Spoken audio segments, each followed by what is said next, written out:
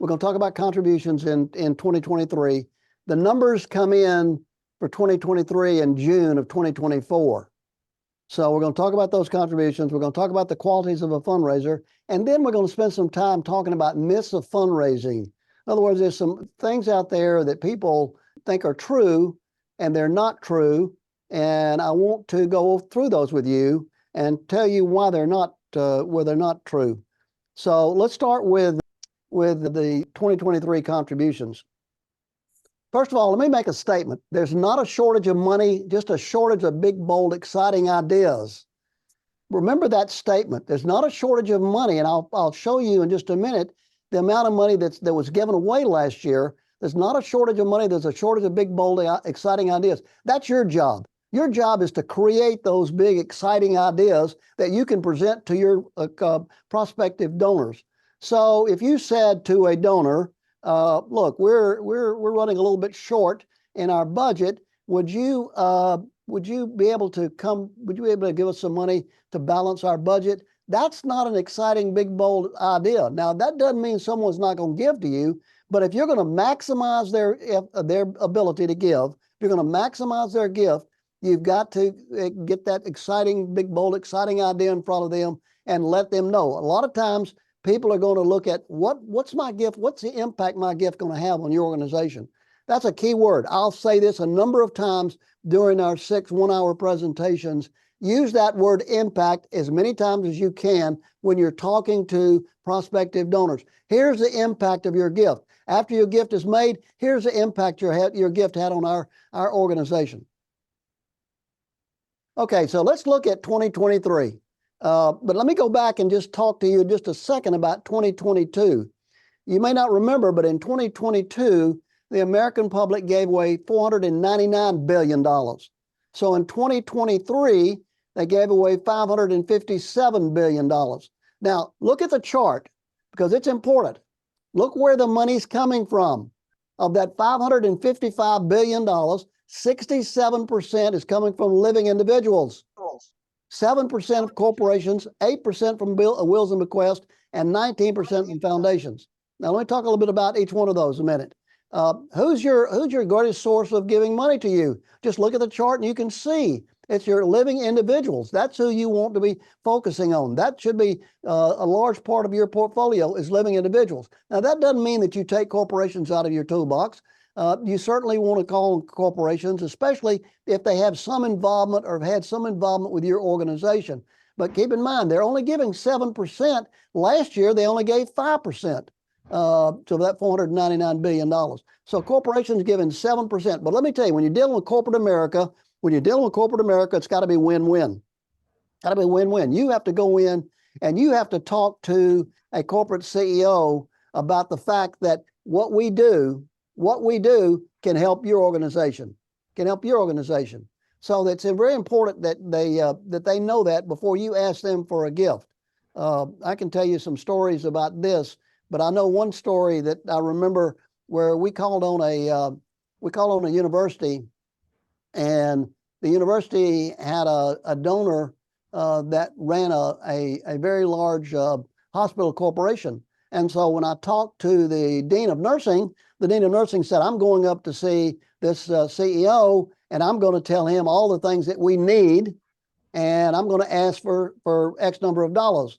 And I said, no, that's the wrong approach. I said, go into that meeting with that CEO and say, how can our university, how can our organization help your corporation? How can we help you affect your bottom line? Well, he told me later, he said, I really appreciated that approach because I've had people come in and ask me for money before, and he said they've never used that approach. And he said, that's really been important. So again, I think that that you use that when you're out there talking to corporate America.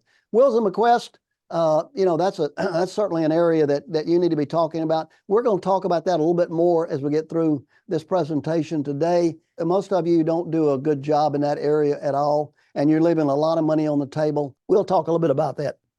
Foundations, there are 43,000 foundations out there in America, and for every $1 the foundation gives away, there's 100 people in line trying to get that $1. So I'm not saying that you don't go after foundation money, but I'm telling you, it's very, very competitive. And when you go after foundation money, then you want to know who's on that board, who's on that foundation board. Maybe your board may know some of those board members on the foundation board, and that help you with that relationship and move you from the bottom of the stack to the top of the stack, or at least in the top 5 or 10 that they look at and review. So anyway, I want you to understand where we are. Again, let's look at where that money is going.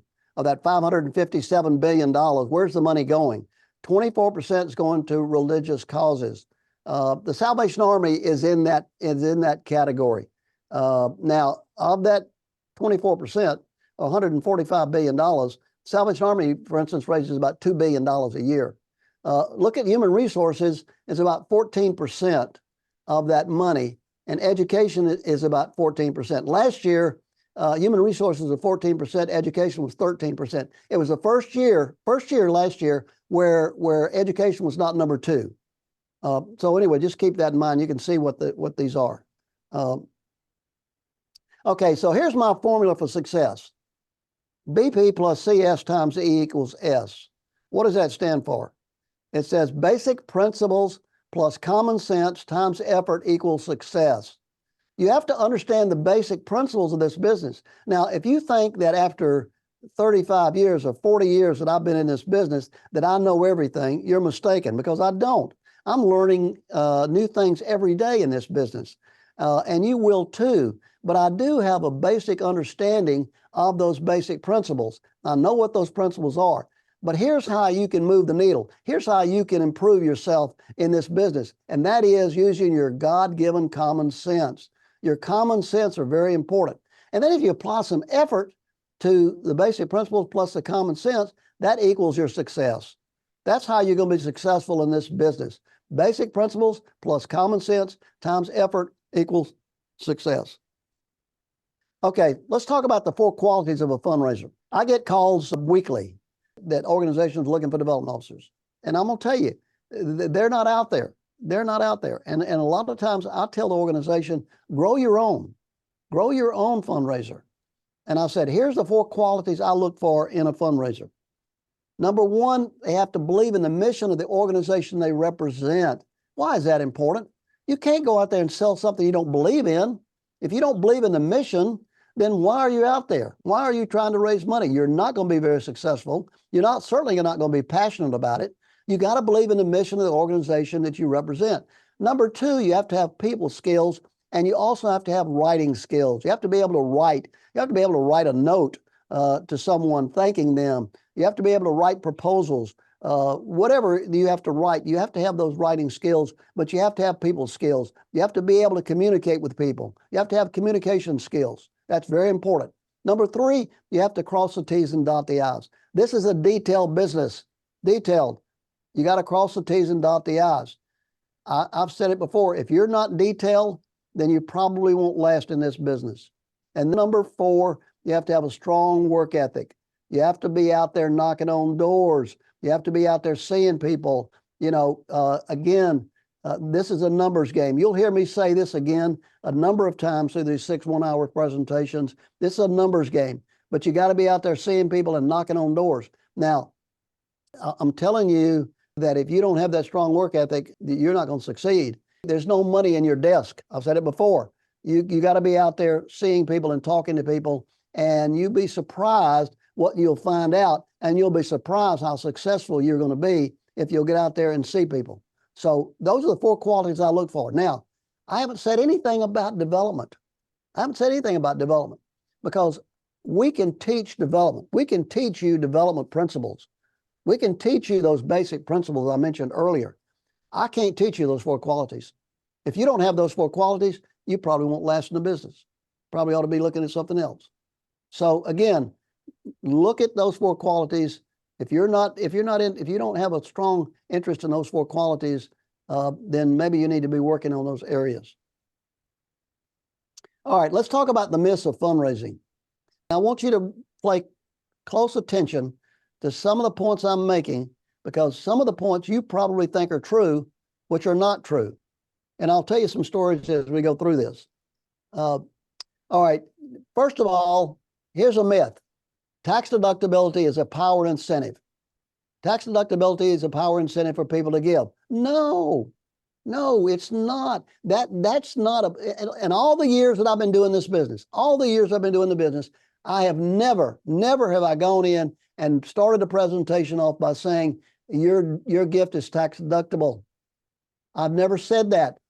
So here's the point. Tax deductibility may determine the size of their gift, but it will not determine whether they give or not.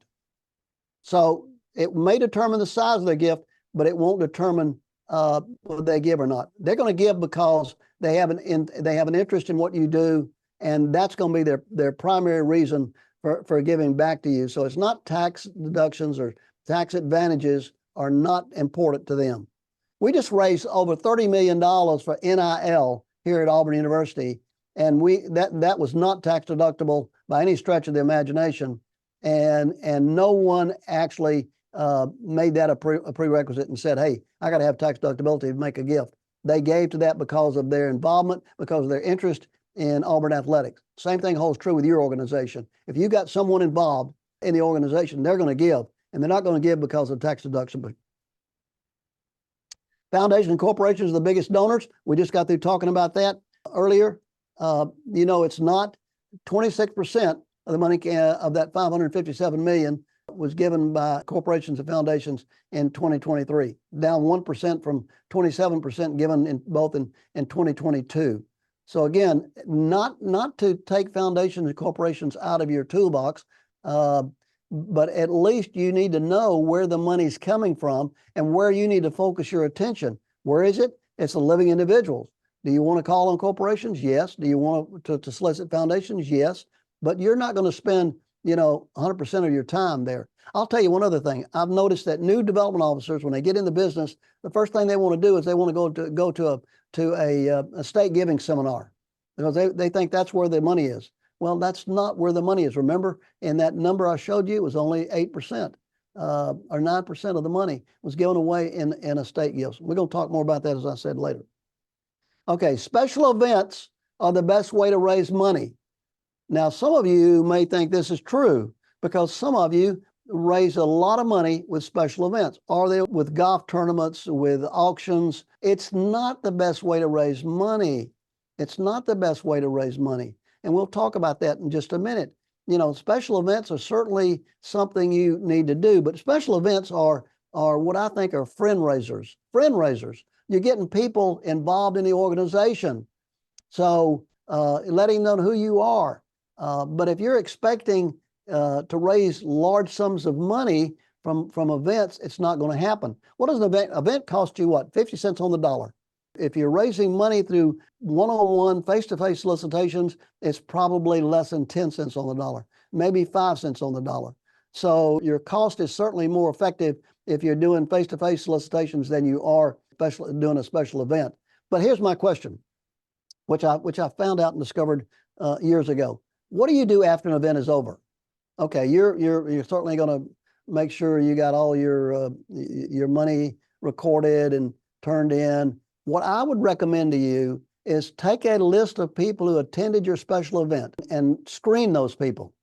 You probably have access to a screening. When I'm talking about screening, I'm talking about running through some if you've got Grazer's Edge, they've got analytics. You can certainly screen those people through that, or through Donor Search, or through other companies out there that will do that. What I'm looking for, those people that are in the special events, I'm looking for the 5 or 6 or 7 or 8 or 10 people that have high capability, and they've never given to you before. They've never given any money to you before, but they have high capability, but they came to your event. And so what your job is, or your responsibility now, is to start cultivating them. I didn't say that you're going to solicit them. I didn't say that the next week you're going to call them and present a proposal to them. What I said was, you're going to start cultivating that relationship with that individual so that you can, at some point in time, make a presentation to them. So, okay, people will give just because yours is a good cause. People are not going to give because it's a good cause. I can assure you, there are a lot of good causes. There's 1.4 million nonprofit organizations out there. All of them are good. All of them have good causes. But here's the reason. Here's the true statement. People don't give to causes. They give to people who believe in causes. They give to people who believe in causes. Now, who are those people that believe in causes? It's those people that are volunteers working with you. They're board members who work with you in your organization. They're staff. But what do they have to have? What do they have to have for people to believe in the people who believe in causes? They have to have passion. They have to have enthusiasm. They have to have. They have to be involved with that organization, and that's why they give to people who believe in causes, because they're passionate about it. They're enthusiastic about it, and that helps them to say, hey, if these people are so enthusiastic about it, and they're friends of mine, or they have a lot of credibility, then I'm going to believe in the cause also. All right, you can secure big gifts by writing letters. Well, I can show you a stack, and my stack is probably at least a foot high of solicitations that I receive every week. Now, part of the reason is because I give a lot of gifts. I give a lot of small gifts to a lot of organizations, a lot of organizations.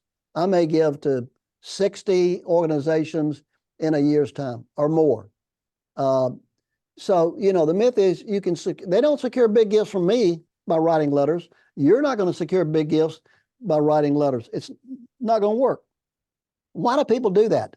Why do people think they can write letters and secure big gifts?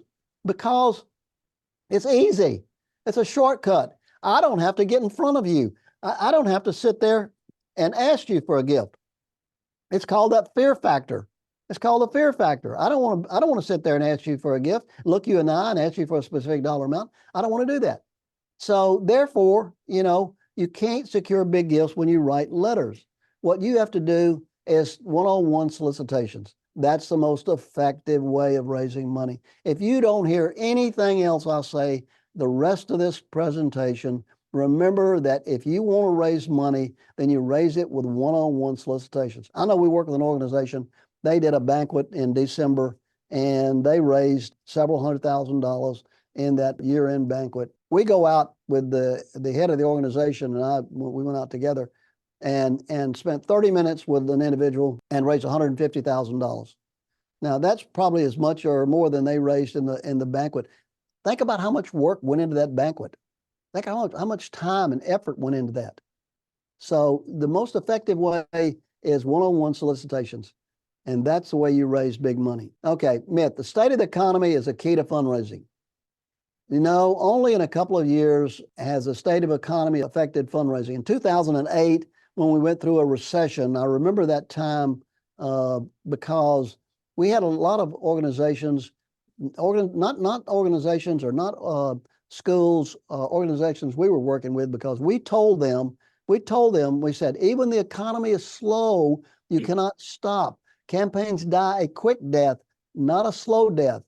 And so if you stop, everything's going to stop. We told organizations you need to keep moving forward. So regardless of the state of the economy, regardless of where we go in the economy, you've got to keep moving. I know this. I know that we told organizations, we said, if people can't make that big gift to you, talk to them about an estate gift. And that's what happened. We saw a rise in estate gifts during that 2008 period where people said, I can't do $100,000 to your organization. I might be able to do an estate gift. So you have to look at different ways of doing this, but that was one of the ways that we felt was successful. So I know that the organizations that we're working with, not companies, I don't know where that came from, but the organizations we're working with have a goal of $221 million. And to date, we've raised about $151 million. So 68% of our goal. So if you think the economy is slow now, and you thinking you're having a hard time raising money, we're not. I mean, the money is out there.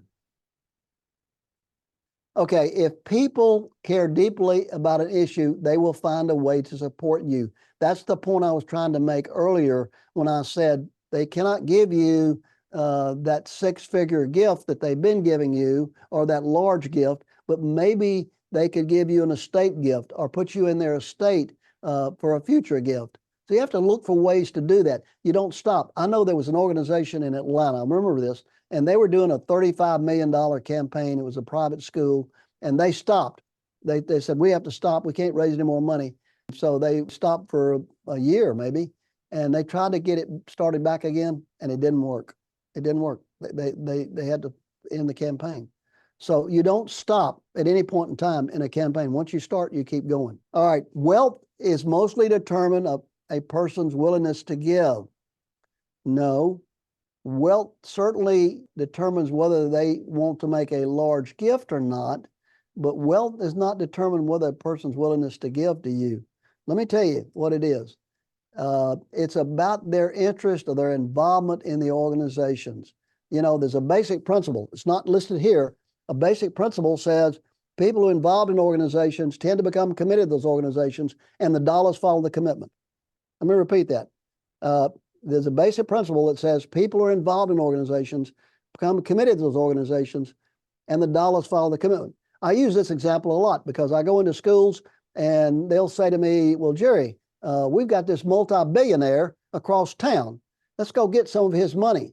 I said, well, let me ask you a question. First of all, is he a graduate of your school? No. I said, does he have children at your school? No. Has he ever had children at your school? No. Has he been on a board here? No. Has he ever been on campus? No. I said, your chances of getting his money are slim to none. He's not going to give you his money. What do you have to do? If you've identified someone in your community or in your area that has a great amount of wealth, what do? You don't go solicit them. You try to figure out a way how you can get them involved. You have to get them involved. You get them involved, they become committed, the dollars follow the commitment. We did a campaign at Savannah Christian School years ago, and I remember there was someone that we got involved in the organization, and they wound up giving $1 million, and then they wound up putting $5 million in their estate plans. So again, you have to get those people involved, and once you get them involved, then you can certainly solicit them for a leadership gift. Okay, myth. You don't have to give in order to ask others to give. Your time is your gift. Let me repeat that. You don't have to give. You as a fundraiser, you don't have to give in order to ask others to give. Your time is your gift. That's a myth. That we know that doesn't work, because let me tell you what, you want to go out there. The most effective way to ask for a gift is unless you've given yourself. You can't ask for a gift unless you've given yourself. Now, I'm not telling you how much to give, what percentage of your salary to give. That's up to you, your personal decision that you need to make. And I don't care whether it's $1 or whether it's $5,000. I think it's important. Now, from my personal standpoint, we've done 270 plus campaigns. I've made a gift to every one of those campaigns. I've made a gift because we go out and make solicitations. We go out with the client. I can't go out and ask someone to give if I haven't given myself. I just can't do it. Now, do I go out and wear that on my sleeve? Do I go out there and say, hey, by the way, Mr. and Miss Jones, I've made a gift. Why don't you give? No, I don't do that. But it gives me a sense of confidence. It gives me a sense of confidence that when I'm going out there and asking someone, I'm not asking them to do anything that I haven't already done myself. And so I would strongly encourage you need to give to your organization that you represent. Whether that's $1, whether that's $5, $10, it doesn't make any difference what the amount is. You have to give if you're going to expect others to give too. Okay, it's impolite to ask for a specific dollar amount. Myth, right? It's impolite. I know I've talked to development officers who say, I'm not going to go ask for a specific dollar amount. I'm going to let them tell me what they're going to give. Well, let me tell you, based on the years I've been in this business, donors are very sophisticated, and they expect you to tell them, or they want you to tell them what you expect them to give. What you expect them to give. That doesn't mean they're going to give what you ask them to give, but they're looking for you to give them some idea, what is it you want me to give? I'm going to tell you, you don't go in for a range. You don't say, Mr. Jones, we'd like you to give between $10,000 and $15,000. But what happens there? They go to the bottom of that range every time. They go to the low end every time. You know, we don't go in and say, we're a great organization. We're a great organization. We want you to give to us. We're doing great things. Well, what is it you want me to give? Most of the time when you ask people to do that, they give at the low end of that amount. And so here's another thing, and I'll just touch on this and I'll talk about it more later. If I'm out there and we ask somebody for $50,000 and they say, well, I can't do $50,000. And then your response should not be, well, what can you give? What can you give? Your response should be, come back with another dollar amount. whether you cut it in 50% or not. Would you consider a gift of 25,000? You have to come back with a dollar amount. You don't let them tell you what the dollar amount is, because in every instance, it's going to be less than what you expect. So again, the greatest mistake made in fundraising today is not asking for a specific dollar amount. Now, here's the challenge, and we'll talk more about this. How do you establish an ask amount? We're going to show you a little formula we use and how to do that. And that'll be in one of our future sessions. But that's really, really important that you come up with that right ask amount. And we'll talk about that. It's prudent to focus on large donors only. Not necessarily, but it is important that you give everyone an opportunity to give, because there's some people who have large capability and will make a gift to you, and they'll make that gift as a test gift to see how you respond to their gift, whether you send them a thank you note, whether you follow up with them, whether you talk to them. And then they certainly are capable of giving a much larger gift. It's prudent to focus on large gifts only. That's a myth. No matter the size of his or her gift, they can become a supporter of your school or organization, especially people who make a gift and those gifts are small and they have high capability. They have high capability and low inclination. Everybody understand that? They have high capability and low inclination. So what you're trying to do is you're trying to determine what is that, how do I get that inclination level up?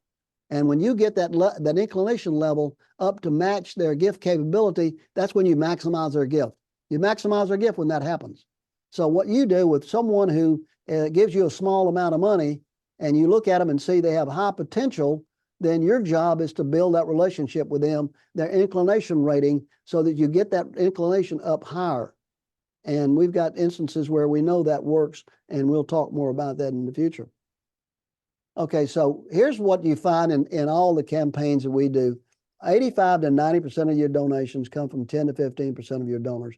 That does not mean that the $100 gift, the $250 gift, the $500 gift is not important, because it is. Every gift to your organization is important. Every gift is important. But if you're going to succeed, it takes leadership gifts to succeed. And it used to be the old 80-20 rule. You remember, maybe you heard that before. 80% of your money will come from 20% of the people. That doesn't work anymore. It doesn't work anymore. I saw a study of a campaign where it was 95-5. 95% of their money came from 5% of their donors. So again, you certainly have to keep everybody in the loop, and everybody's important, but to succeed, you got to have those leadership gifts. All right, estate gifts only come from big donors. Now, estate gifts are really important, because most people don't focus on estate gifts. Estate gifts are what? That's delayed gratification. That's delayed. You know, you get a 40-year-old, a 50-year-old that's going to make an estate gift to you. What's their life expectancy? 20, 25 years? You may not even be around with the organization at that time. But it's important that you certainly think about estate gifts when you're talking and looking at prospective donors. Most of you overlook that. You overlook it. And here's what happens, is that if you look at individuals who have given 13 years to your organization, they're your best estate prospects. We got this information statistically from Donor Search. They did a research on this and found that people who had given 13 years to an organization, not necessarily 13 years in a row, but 13 years to the organization, they are your best estate prospects. I think anyone over 60 years of age, you ought to be a prospect for an estate gift. So here's what I do. You know, you don't have to go to a seminar to understand estate gifts. When I'm out and talking to someone over 60 years of age, here's what I say. I say, after your church and your children, would you consider putting XYZ organization in your estate plans? It's that simple. Memorize that. I found this out. One of the things I didn't tell you is I make a lot of mistakes. I've made a lot of mistakes in this business, and I've learned from those mistakes, because I used to go out and ask people to consider putting the organization in their estate plans, and they always came back, well, I've got to leave money to my church, I got to leave money to my children. So now I cut that off to begin with. I say, after your church and your children, would you consider putting XYZ organization in your estate plans? I will tell you this, when you get an estate gift, you get a percentage of their estate, not a dollar amount. You don't get a dollar amount because that dollar amount, if it, they put the dollar amount in their estate today, well, 20 years from now, when they pass on and leave you that dollar amount, it's not worth the same dollar amount it was when they gave it to you. When I was at Auburn, and some of you have heard me tell this story before, and I'll repeat it, but I called on this gentleman, and he was a former athlete at Auburn. And he said to me, Jerry, he said, I want to put $50,000 in my estate for the track program at Auburn. And I said, well, thank you very much. I appreciate that. I always thank people, regardless of what, thank you very much. I appreciate that. I said, however, would you consider putting 20% of your estate instead of 50,000 in your estate for the track program? He said, yeah, I'll do that. So years later, after he passed away and his wife passed away, that Auburn received a gift of $350,000. That was 20% of his estate. So you see how important it is to put a percentage in there and not a dollar amount. Myth: some people can't afford to give and shouldn't be asked. Some people can't afford to give and shouldn't be asked. That's certainly a myth. You don't know. You don't know about people. There was a book written several years ago called The Millionaire Next Door. And it said that you can't tell anymore. There used to be a list of 5 or 6 things. These 5 or 6 things are people who have money. You cannot use those 5 or 6 points anymore. You can't tell whether someone has money or not money. They don't show it like they used to. So, you never assume someone can't give. I'll tell you a quick story. We did a campaign for an organization in the Midwest. We did a feasibility study for this individual. During the course of the feasibility study, he said, I'll give 50,000 to 100,000. When we asked that question, would you consider giving? And without asking for a commitment today, could you give us a range where your possible gift may fall from low to high? Considered it could be done over a 3-year period of time. He said 50 to 100. So now we go into the organization. On the day we're going to solicit him, the VP for advancement has already set up the meeting. And so we're going so our person who was working that campaign was the project manager, said, okay, we're going to see John Smith today. What are we asking him for? And the VP said, 30,000. Our project manager said, wait a minute, 30,000? He gave us a range of 50 to 100,000 in the study. Why are we going to 30,000? She said, well, he gives 3 scholarships and he gives to our annual fund. And I just assumed that he wouldn't give at that high level. So to our credit, to the person who worked there for us, said, oh, no, we're going to ask him for $150,000. Not 100, we're going to ask for 150. So they changed the proposal. They went out and made the solicitation. He signed the pledge card for $150,000 that day. So you don't assume anything. You don't assume someone can't give. Let them tell you they can't give. All right, for those giving small gifts, a simple acknowledgement is fitting. Thank you. What a powerful phrase. Thank you. That's not done enough. That is a myth. But let me just tell you this. That's only the beginning of the cultivation process. There's an old saying that was out there that said, you thank people 7 times before you ask them for another gift. And I remember Elder Dolmo said, hey, I saw John Smith in the store and I thanked him 7 times. Thank you, thank you, thank you, thank you. I said, that's not exactly what I had in mind. I said, you've got to look for different ways to thank people. But thanking people is very, very important. And you thank someone 48 to 72 hours after they make a gift. Now, if I make a gift to your organization, let me repeat that, and you wait 2 weeks to send me a thank you note, don't bother. Don't bother. I've got a lot of other organizations I want to give to. And so it's very important that you thank people quickly, 48 to 72 hours. Now, how do you thank them? How do you thank them? You thank them with a what? With a letter, with a personal call, with a handwritten note, a typed letter? What's the best? The best is a personal call. Pick up the phone and call them. People don't do that anymore. Nobody calls anybody and thanks them for a gift, but make that something you do. Call them on the phone. Also send them a handwritten note. Handwritten note. Now, some of you are going to work 2 weeks on a typed letter thanking people for their gift. When I was at Auburn, we used to do that. I used to come in on Sunday afternoon and I would sign letters. I'd signed 150 letters of people that had made gifts to us. You know what I would do? First thing I would do on that type letter, I would make sure I know who I'm talking to. I didn't say, if I knew them as John Smith, I didn't call him Mr. Smith. If his nickname was Bubba, I would say, Dear Bubba. And I would not scratch that out. I've talked to organizations, I've talked to college presidents about this. You know, don't scratch it out. Don't draw a line through it and write the name in there. Send it back and have it retyped again. That's what I did. I had it retyped again, put the name in there. And so if I called him Bubba, Dear Bubba, when I sign my name, I'm signing my name Jerry. I'm not signing Jerry F. Smith. I'm making it formal. I'm doing it personal, just like I'm calling him by his first name.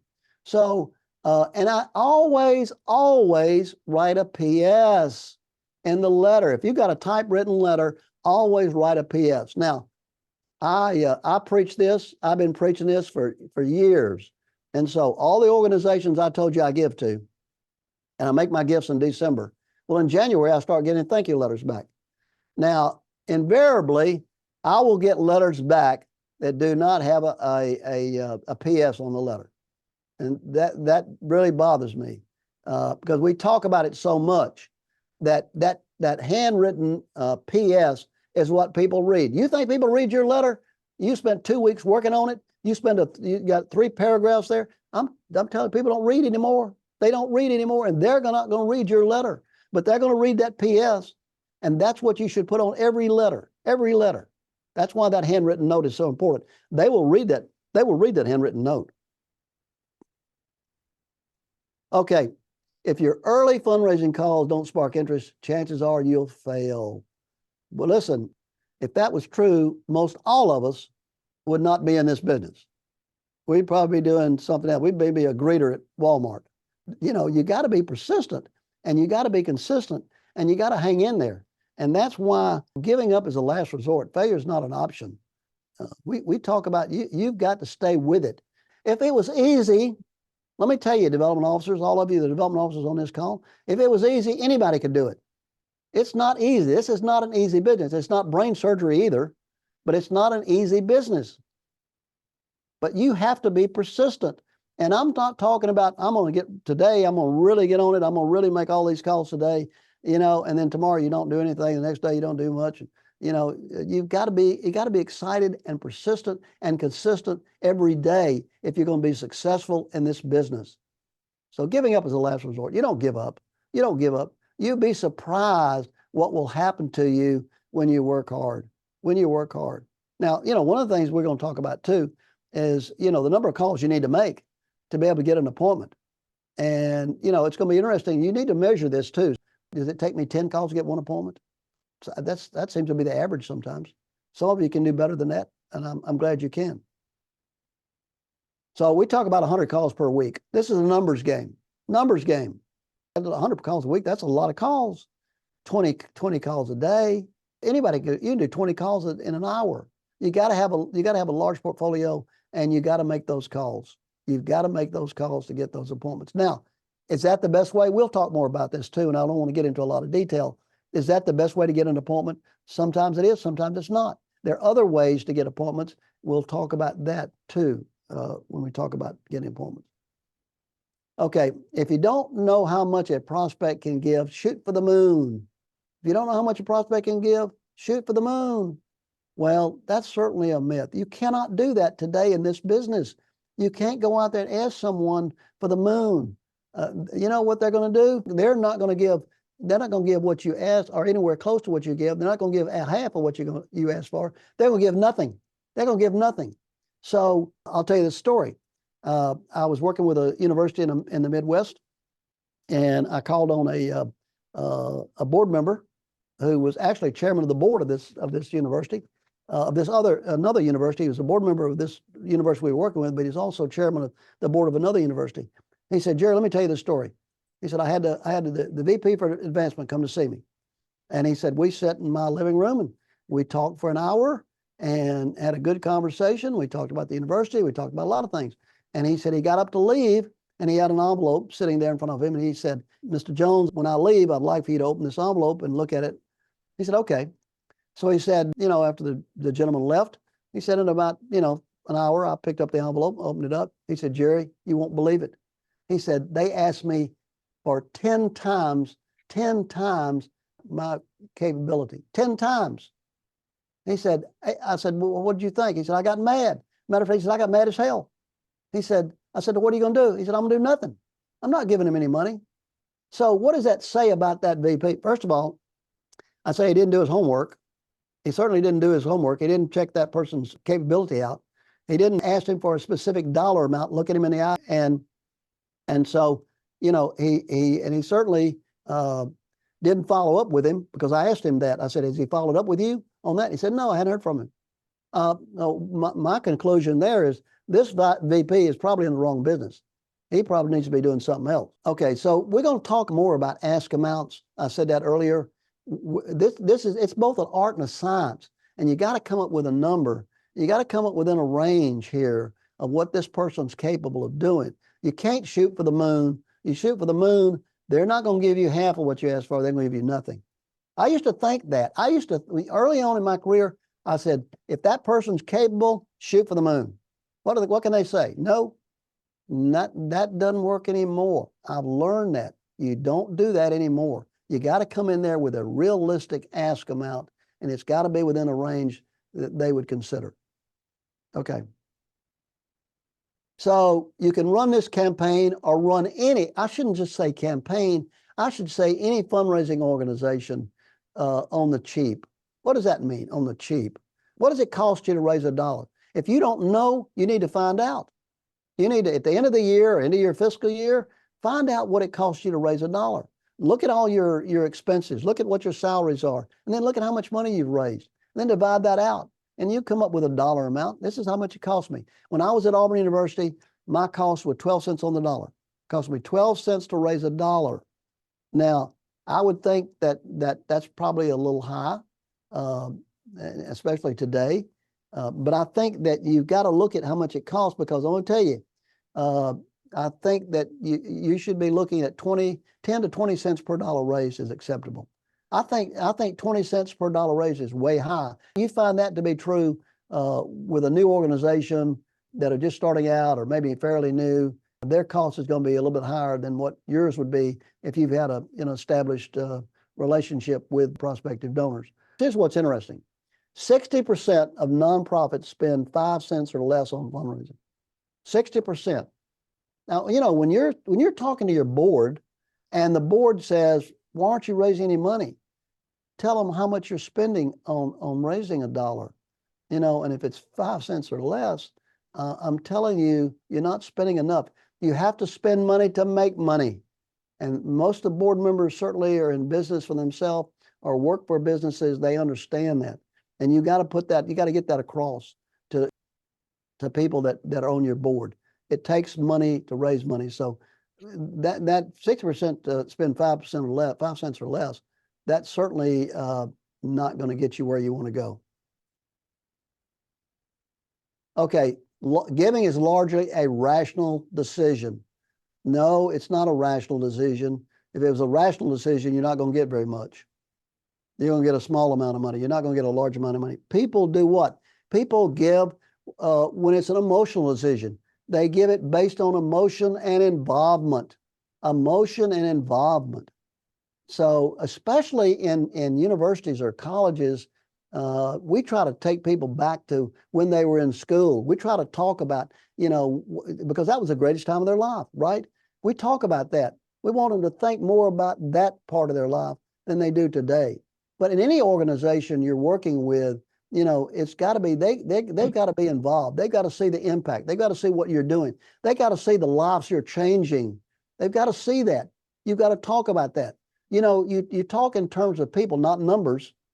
So it's about emotion and involvement. We've already talked about how important involvement is. But this is how people make decisions. They make decisions based on emotion and based on involvement. Okay, you can't raise big money. We don't know any rich people. Well, that's a myth that's been thrown out a long time ago, because today, we have electronic screening and we can find out gift capability. So we know who's got the capability.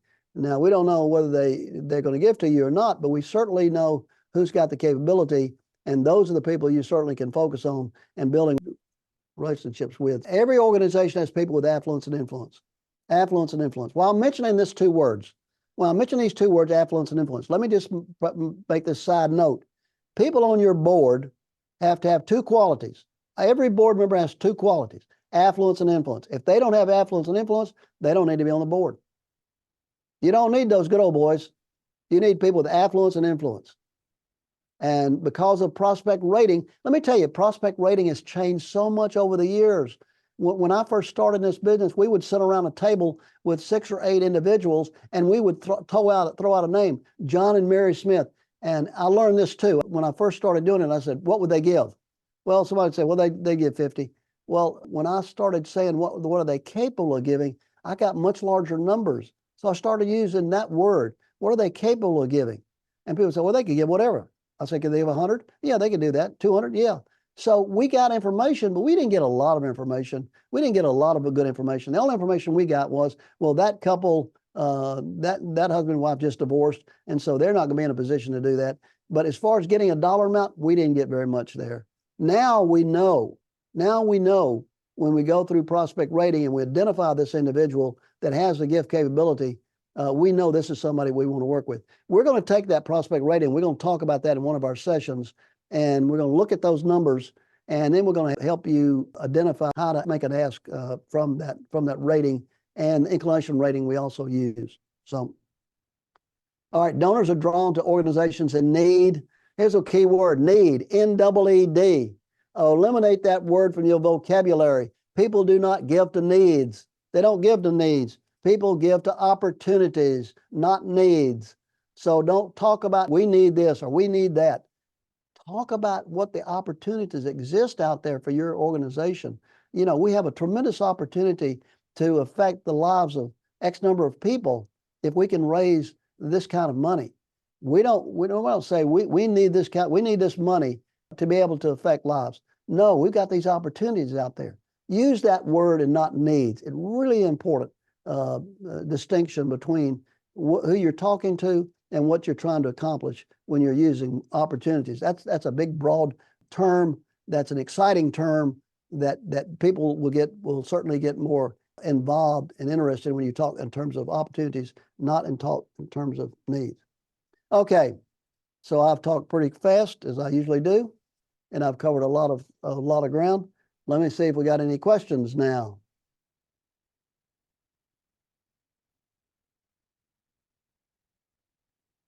Maria, we got any questions? Boy, I did such a great job. Y'all don't have any questions. I have a question. Okay, put it on me. What would you say your best response is to declining a proposal or declining an offer? When someone says, what? Says, I can't give? Correct. You know, sometimes we come back and we can use, you know, a couple of things by saying, well, let me ask you a question. You know, is it not the is it the amount of money we asked for? You know, is it the project we asked for? Is it something about the institution? Is it anything about the organization? Is it the timing? You know, I ask those 4 questions a lot, and the way I say that is, I don't say, can I ask you 4 questions? You can remember this by the word PAT, I-P-A-T, and I say, you know, can I ask you a question? Not 4 questions. I ask you a question. Yeah. I said, the reason you're declining our proposal, is it because of is something in the organization that you're not pleased with? No. Is it the project we presented to you? Is that not the right project? No. Was it the amount of money we asked for? No. Was it timing? Was it the timing that was not right for you? So those are 4 questions I ask sometimes, and then I also will come back and say, if this is not the right time, may we come back and visit with you again in 6 months or a year or something like that. I've always got a response there. I don't say, well, I'm sorry you can't give, or thank you and whatever. I don't know if that, maybe that helped you a little bit.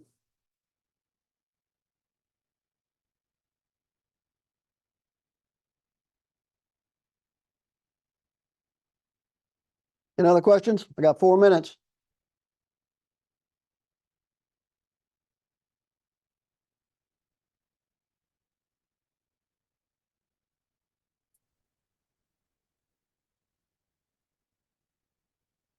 So we're going to talk about next week. We're going to talk about the importance of prospect rating. I mentioned that earlier.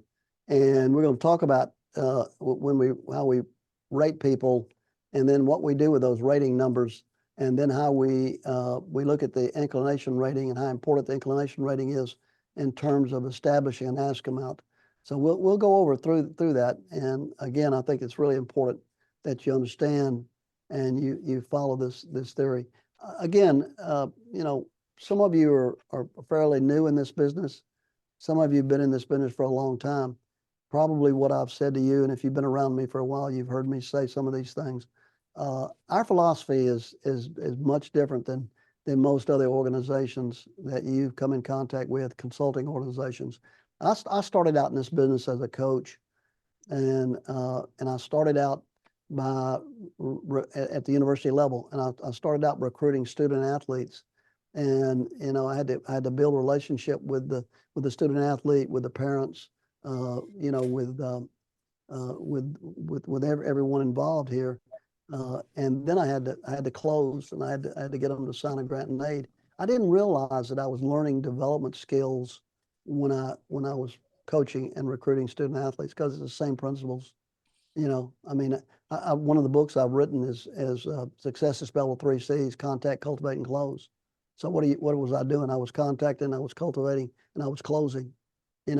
Of those three points, what do you think the hardest point is that people have in this business to do? Of course, it's closing. It's closing. People in this business are great at contacting. Most of you have great people skills, and most of you are great at cultivating.